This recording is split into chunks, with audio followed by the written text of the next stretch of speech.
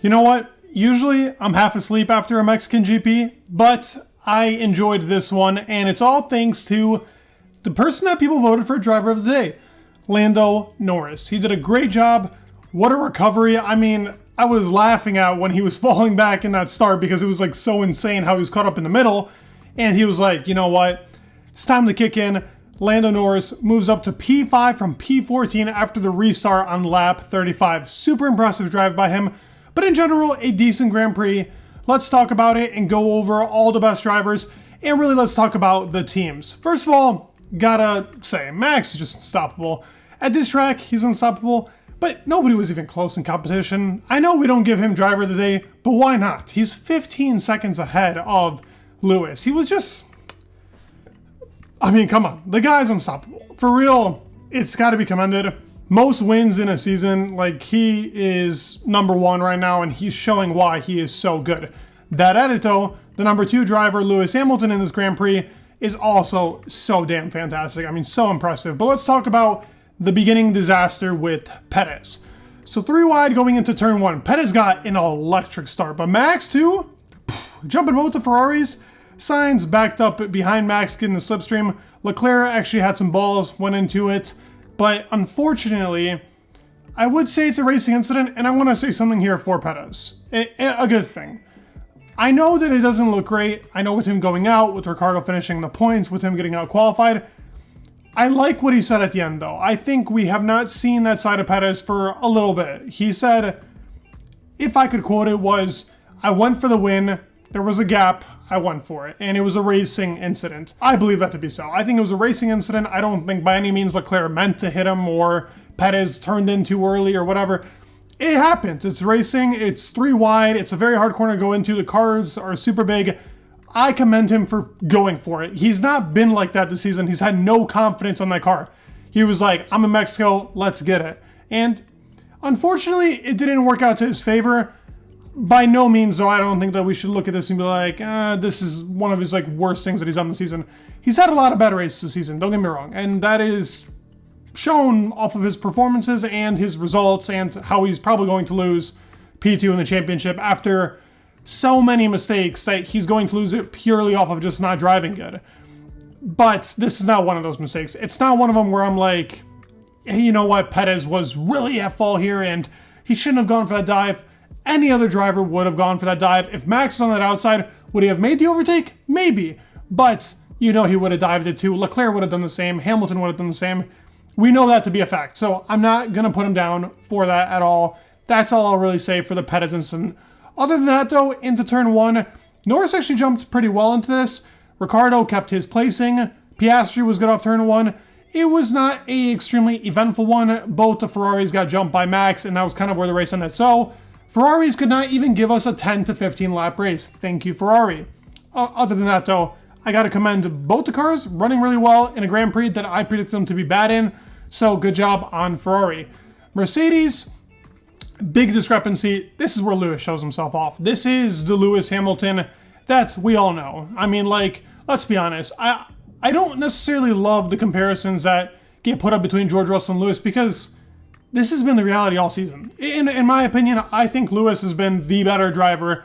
Even last year, it was the beginning of the season where they were testing the car. He wasn't that good, but you can see the levels. It's same thing with McLaren. I think with Lando and Piastri, Piastri's great in qualifying. Sometimes he jumps him. Sometimes he gets the better performances due to more luck, I would say. But Lando's just much better. If Lando finished 5th, Piastri was behind Ricciardo, 8th.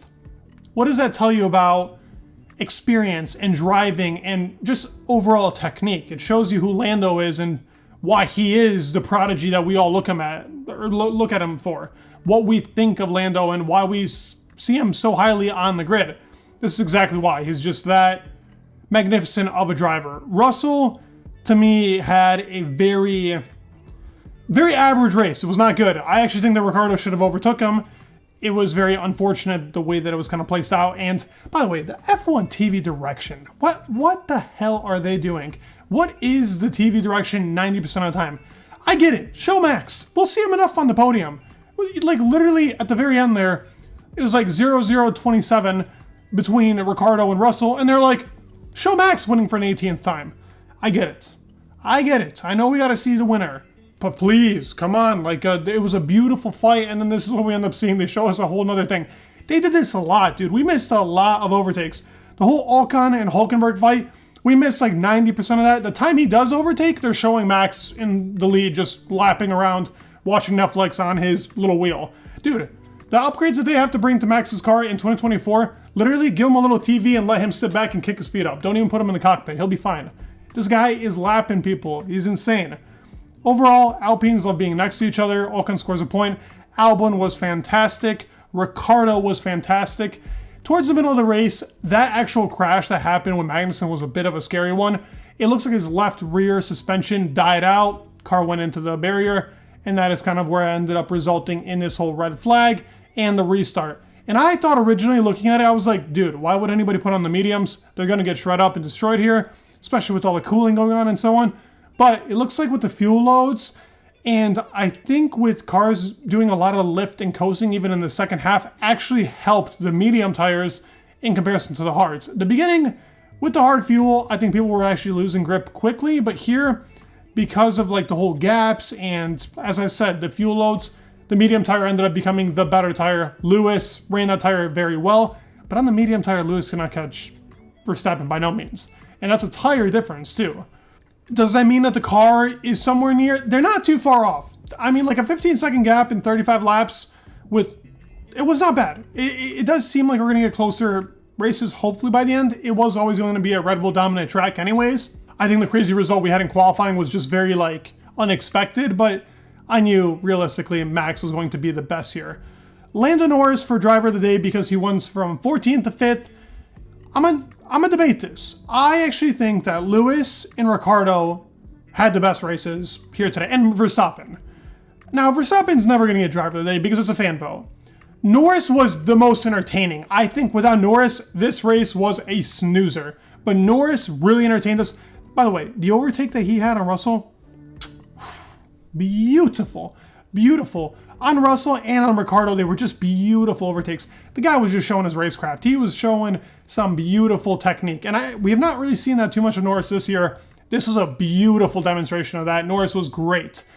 Not taking anything away from him, but the position he was in, he never should have been in the first place. So, yes, he was going to make up places. Yes, he beat his teammates, but Piastri wasn't that great, I would really say, in this race. Anyways, I think no one could maximize the car more than Lewis and Ricciardo. Ricciardo got 7th place in an AlphaTauri. This car has not even gotten in 8th or 9th place. Well, 9th place once now in Coda for Sonoda. 2 places up. Yes, Liam scored that 8th place, actually. Sorry about that. Liam scored that 8th place. Scores the most points in the season. Actually brings them to 8th place, saving them $24 million approximately. Doug, you got to talk about Ricciardo being that guy in this race. Definitely think he was the best. Got to commend it to Ricciardo. And well done. Well done overall, AlphaTauri. I mean, looks like they're stepping up.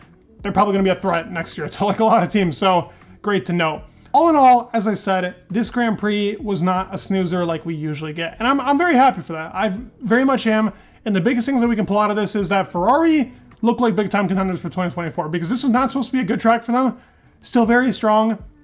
If they were able to work together and actually keep Max behind, I think we could have had a way better race. Regardless, we had a decent Mexico Grand Prix. This race always ends up being pretty boring because of the whole entire saving of tires, and the air is thin, so then DRS is not as effective, and then this is this, and then this. A lot of factors make this race very, I would say, uncomfortable to watch. It's a very not Formula One race, in my opinion. It feels almost like endurance racing. I think even David Coulthard said that within the commentary. He said, I don't like tracks like this because they're more saving on tires and waiting till something happens than going lap out, lap out. That was the one good thing about Qatar other than the actual whole entire heat thing. They could actually race the whole entire time. So we really need to get this fixed. I know you can't really fix it with the altitude, but I think changing the track would actually help this out. But I'd love to hear your thoughts down below. Who was your driver of the day? Be honest with me. Tell me who you thought was the best, not most entertaining. And what did you guys think about the Grand Prix? Give it like a rating down in the comments.